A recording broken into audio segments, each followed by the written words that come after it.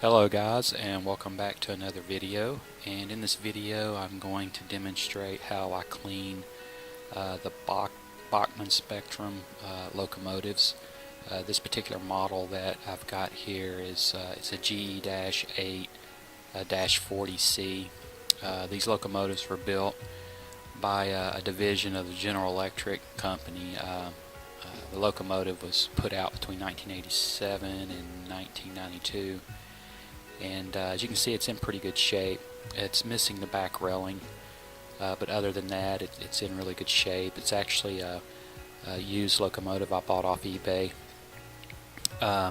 This particular locomotive was the one that was giving me some problems a couple of videos back, just not wanting to run right. So I figured I'd take this opportunity and shoot a video and show you guys how I clean and give a tune-up to these DC locomotives. So the first thing I do is I begin by taking the two screws off the bottom. The black square piece you're looking at, that's the fuel tank. So after I pull that off, it exposes two more screws, which enable me to take the shell of the locomotive off. One thing when working with really any kind of electronics or anything, you really need to get you some electronic tools, such as screwdrivers, whether it be flathead, Phillips head, or whatever, because you don't want to strip these screw heads out. But anyway, you can see there on the where I'm pointing right now, those are the two screws that actually hold the shell of the locomotive on. And what I did do is I took the fuel tank and just flipped it over and used it as a tray to put my screws in. You really want to be careful that you keep up with your hardware as you take it off, because if you don't, you're not going to reassemble the locomotive back correctly, or you'll get something put back in and realize you left something out, and you'll have to break it all apart again just to put that one item back in place correctly. So but anyway, yeah, as you can see there on the Bachmann Spectrum locomotive, it's actually the chassis is actually two parts.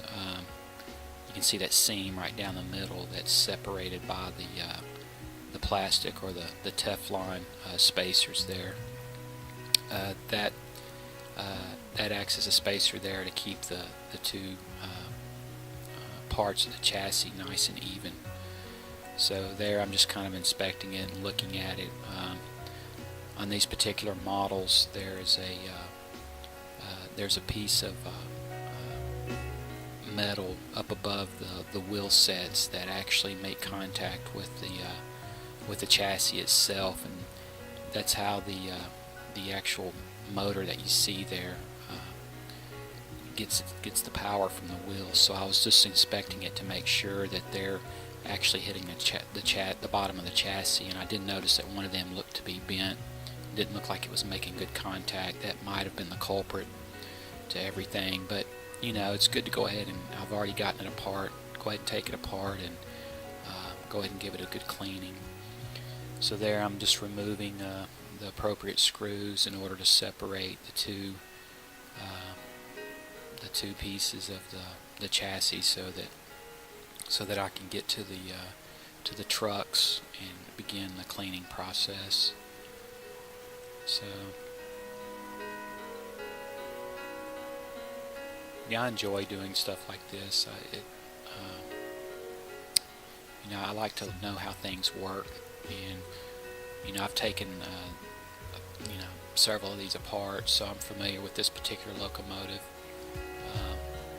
So while I've got this locomotive unassembled, I'm going to go ahead and install the LED lights on it as well.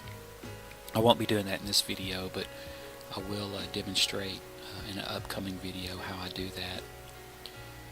So yeah, there I've just got to make sure my screws are backing out on me all the way.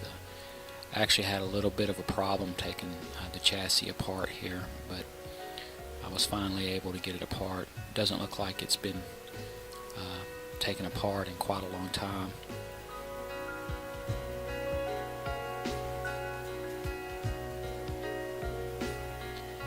I did notice that one of the worm gears was green and the other was white.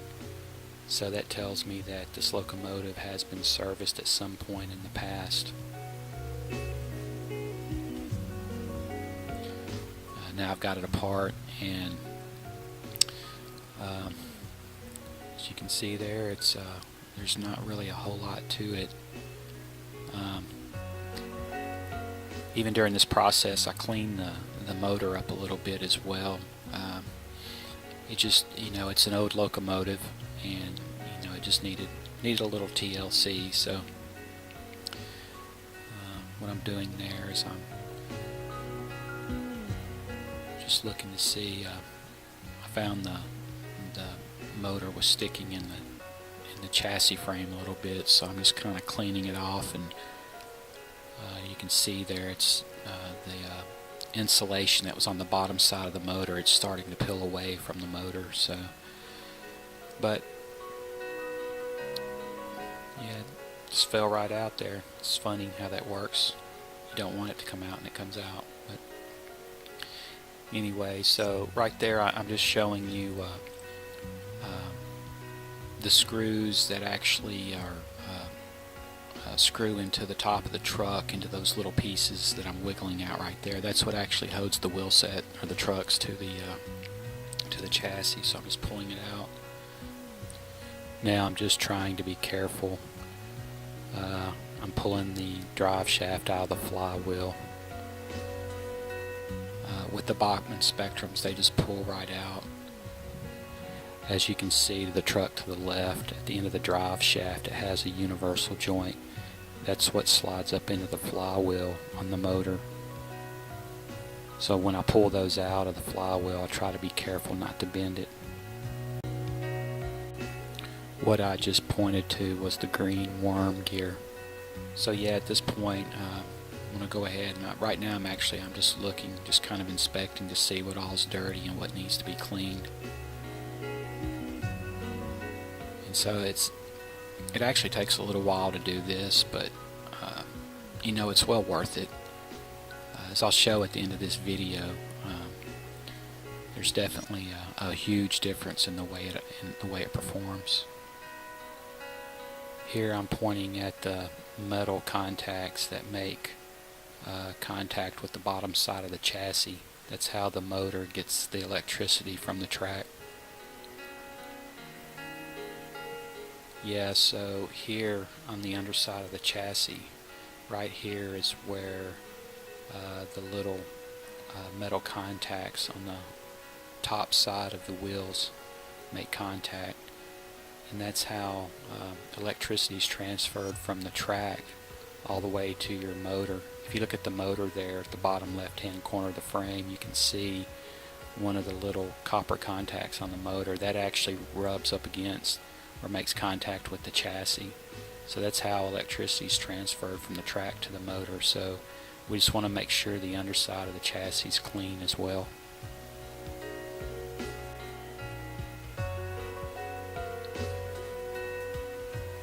So here I'm just showing, this is what I like to use, a nail polish remover. It's the non-acetone though. You want to make sure it's non-acetone.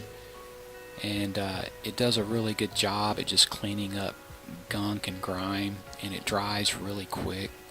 It's kind of like denatured alcohol. It dries super fast, so I like to use it. I found it works for me really well, so I just put a little bit on the end of my Q-tip, and I just kind of start cleaning there. I think I start cleaning the underside of the chassis where the metal pieces on top of the trucks make contact.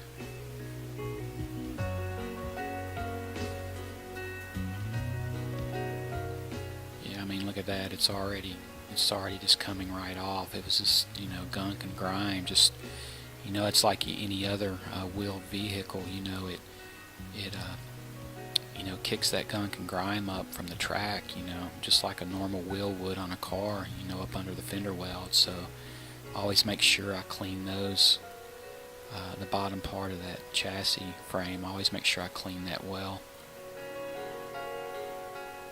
In fact, I don't remember if I demonstrated it in this video, but I take steel wool as well, and just kind of, you know, clean it even better, just to make sure that there's going to be good metal to metal contact.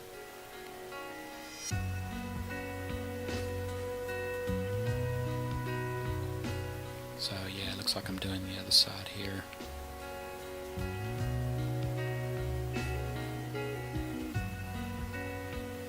Yeah, you know, these Bachmann Spectrum engines, locomotives, they don't really, I've read reviews that go both ways. I've never had any problems out of them. You know, it's like anything else. If you take care of it and maintain it, it'll serve you well. So, you know, I definitely like to keep my locomotives clean. Okay, and so here I'm going to pop the plastic wheel covers off. For this particular locomotive, they actually came off pretty easy. I've had some that have been very difficult to get off, so I don't know if they were glued on or what, but you just might want to be careful if you go to pry one off that you don't, you know, break it. So what I'm doing here is I'm going to, on these Bachmann Spectrums, on the bottom of the truck there's a little plastic casing that kind of enables you to have access to the idle gear and the drive gear, as well as the wheels. So what I'll do here is I'll remove that casing off so I can get access to everything. Here it just simply kind of clips off.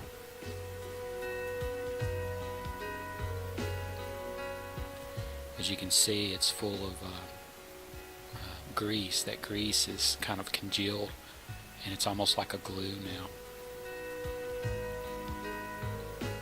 The wheel sets just pull right out.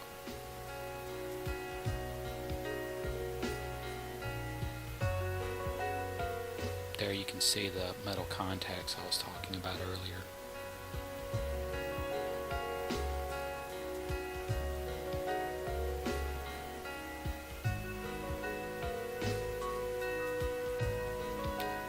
So now what I'm going to do is I'm going to clean the metal contacts that I was talking about earlier. As you can see, there's little legs that stick out to each side. Those little legs need to be bent, I don't know, probably about a 40 degree angle to the flat part of of that metal contact where it mounts up against the side of the truck. And those little legs need to be bent like that so that they'll rub up against the back of the wheel. And I noticed when I pulled it apart, I noticed that some of the little legs had kind of straightened back out a little bit. So I definitely want to bend those and make sure those are making contact with the back of the wheel. Again, that's how the electricity is transferred, from the wheel to the chassis. So if it's not touching the wheel, then there's not going to be any electricity being transferred. But there, I'm just taking some fingernail polish remover and just trying to clean some of the gunk and grime off. I go back and hit a little bit with some steel wool as well. Well, I guess it is in the video. Yes, as you can see there, I just kind of hit it with some steel wool just to get it nice and shiny.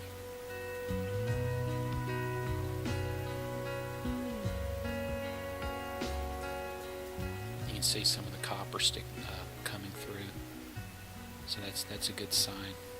I know it'll make good contact with the bottom side of the chassis.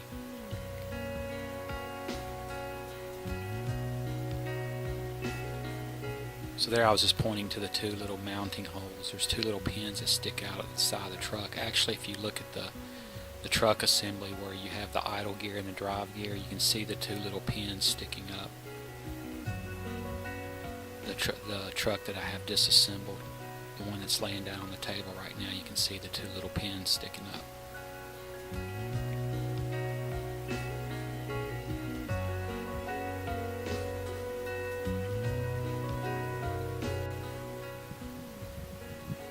So now what I'm going to do is I'm going to clean the actual wheels themselves. So what I do is I take some more of the fingernail polish and a Q-tip, and the first thing I do is I clean the flange part of the wheel.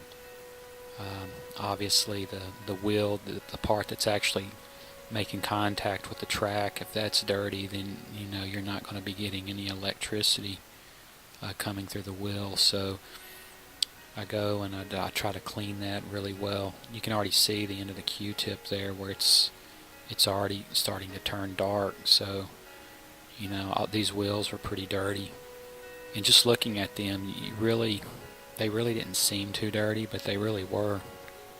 There I'm just using my thumbnail and some steel wool and just kind of going back over it and getting any of the grime, dirt and grime that was being a little stubborn, just getting it off. So I do that with each, you know, for each wheel, for each truck.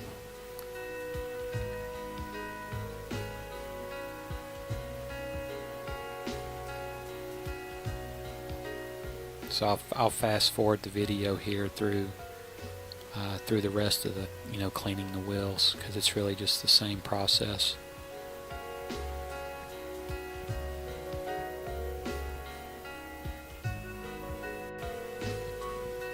So here I'm just I'm going to show kind of how things are assembled.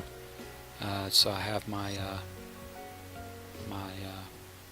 drive gear, or my cam gear, whichever you would like to call it. As you can see, that goes on the front side of the truck, and then the idle gear goes on the back side of the truck, and they're attached to the truck assembly with that little metal pin I just showed you. So what I'm going to do here is I'm going to go and clean the side of each gear. Whoever had worked on it before, they had packed it with a little bit of grease on each side of the gear, which is a good thing, because you know, you don't, if it rubs up any against the inside of the truck housing, you know, having a little grease there will help. So I just wanted to clean the old grease off, and I'll add new grease before I, you know, reassemble it. Here I'm just cleaning the outside. It had a lot of dirt and grime and stuff, so I just wanted to get that cleaned up and kind of make it nice and shiny again.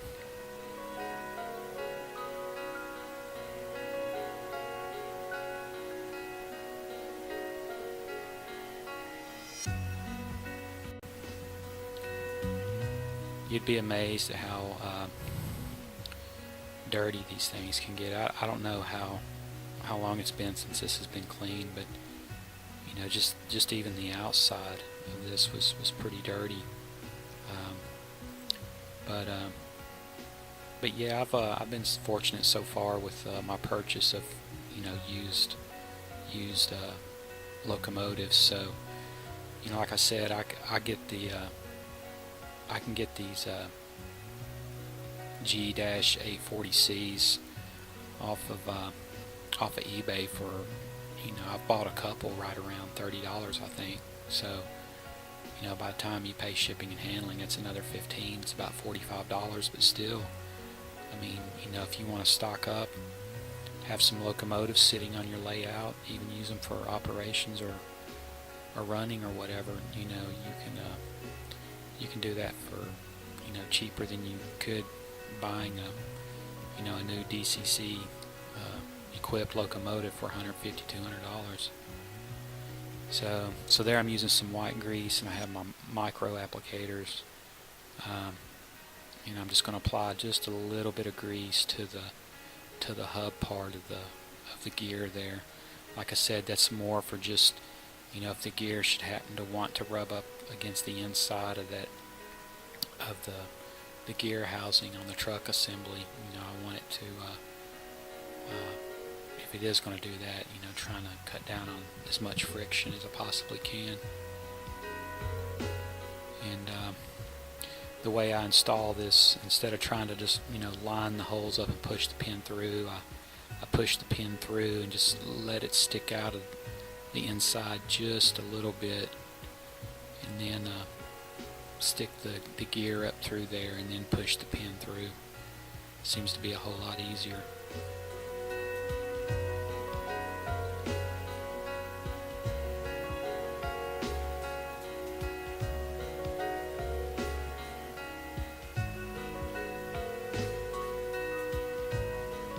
There, I'm just inspecting to make sure the gear and the worm gear are making good contact.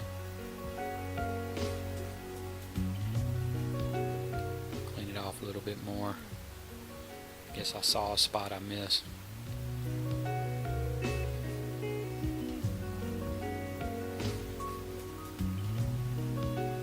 Now I'll install the idle gear. It's just the same process. I put a little bit of white grease on the hub of the gear and put it back in place and put the pin through.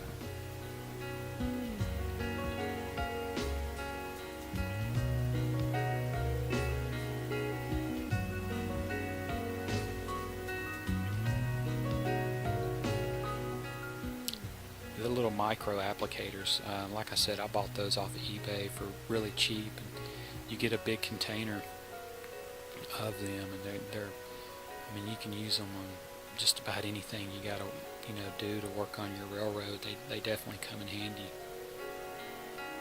I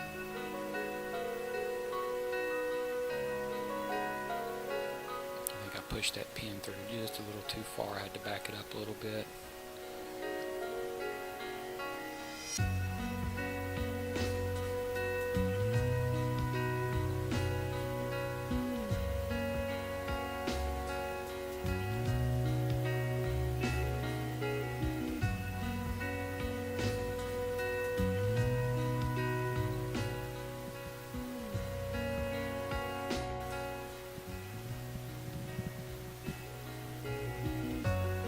Here I'm just inspecting the pins just to make sure they are all the way through and they each stick out equal distance on each side.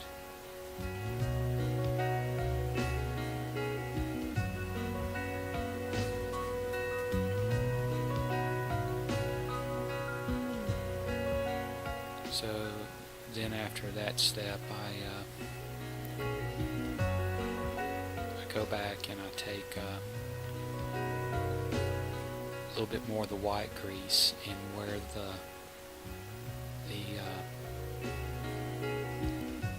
the wheel shafts are at for the wheels.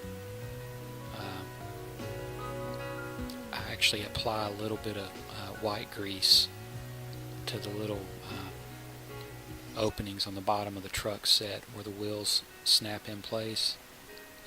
That just allows for the wheel to turn a little bit easier. My way of thinking is, if you got plastic against plastic or metal against plastic, it's going to need a little bit of grease. So as you can see, I don't put a whole lot on there. It only takes a little bit. But putting this thing back together, I put the little metal contacts on there first.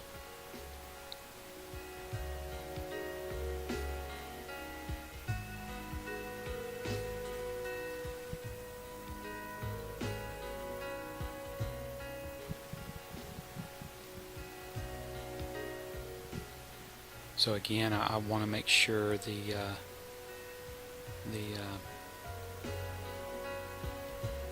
circular part, that kind of partial ring looking part, is going to stick out. That's the part that touches the underside of the chassis, so I want to make sure it is sticking out correctly.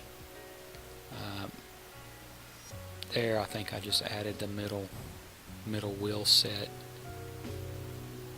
I put that on there first because it kind of holds the metal contact in place while you get the other two wheels on.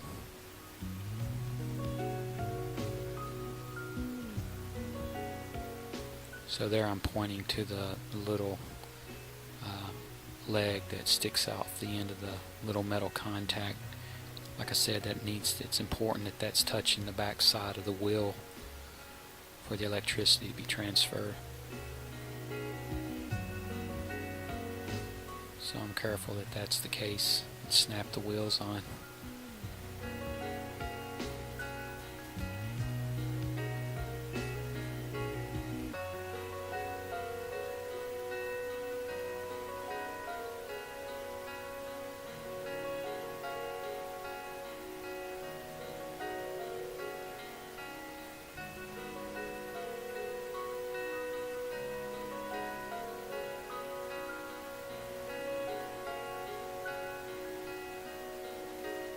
So there I'm doing the back set of wheels. Or I guess really that'd be the front set. I can see the drive shaft sticking out the other way.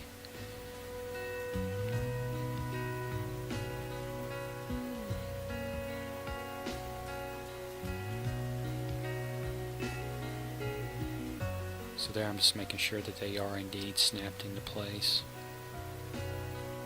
And then what I do is I come in and I just put one drop of oil in between each gear. So the wheel sets have gears, and then you have the drive gear and the idle gear. So I put a drop of oil between each one of those.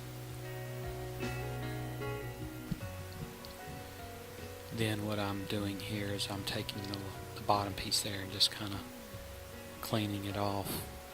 I'd already wiped it down with the fingernail polish remover to get the grease and everything out that had kind of dried a little bit. So now that I got that nice and clean, I'm going to go in and everywhere where the plastic's going to touch the axle to the wheel, I apply just a little bit of white grease. Again, you know, metal rubbing against plastic, I'm just trying to reduce the amount of friction.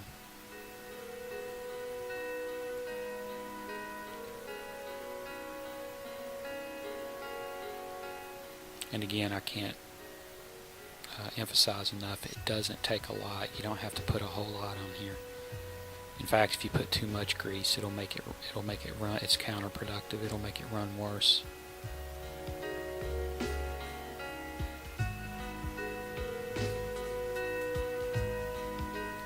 And there, it just clips back into place and holds everything together.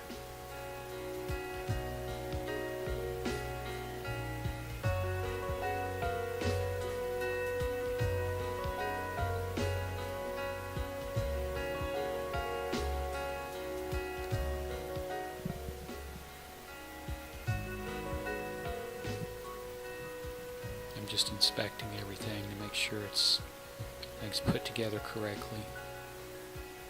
There I'm looking at the worm gear to make sure there's adequate clearance between the housing that holds it in place. And I put one drop of oil for the worm gear pin. And I put one little drop of oil in between the worm gear and the drive gear.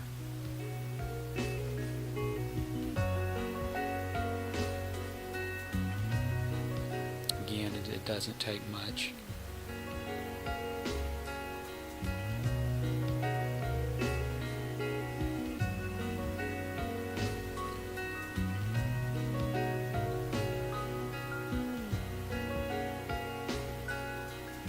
So on these Bachmann spectrums, I don't know if you can see it or not in the video, but there's like a little V etched in the side of the motor housing there, and that V denotes the forward, what would be the forward motion. In other words, if the flywheels rotate in that direction, that's what's going to move the locomotive forward. So if you find yourself struggling to figure out which way to put the engine back in, at least on the Bachmann spectrum, you have that as a guide to help you to know. There I'm just putting the wheel covers back on. They just snap back in place. And that's it. Already did the other one too, so both of those are ready to go. So now it's just a matter of reassembling everything, and I won't bore you with that. But here I'm going to run a test So for me, a good benchmark test is to run it against a locomotive that I know is performing exactly the way it needs to. And as you can see, I've got the Union Pacific running there on the passing siding. And there I'm going to back up the one we just cleaned. And for me, a good test is just to run them as slow as I possibly can. And look, it's comparing that Union Pacific's new, and it's doing just fine. So it looks like I had a successful clean, which is good. So on the next video, I'm going to show how I install the LED lights, and this locomotive will be ready for work. So guys, I hope you enjoyed this video. I hope it was helpful, and I hope that if you have any old Bachmann Spectrums laying around that need a little cleaning, you'll pull them out, clean them up, and use them on your layout. So until then, we'll talk to you later.